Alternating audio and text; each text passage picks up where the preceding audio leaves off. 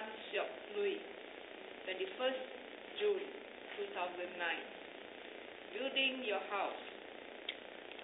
An elderly carpenter was ready to retire. He told his employer of his plans to leave the house building business to live a more leisurely life with his wife and enjoy his extended family. He would miss the paycheck each month, but he wanted to retire. They could get by.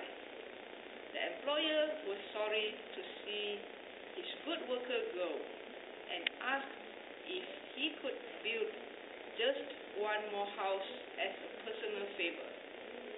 The carpenter said yes, but over time it was easy to see that his heart was not in his work. He resorted to shoddy workmanship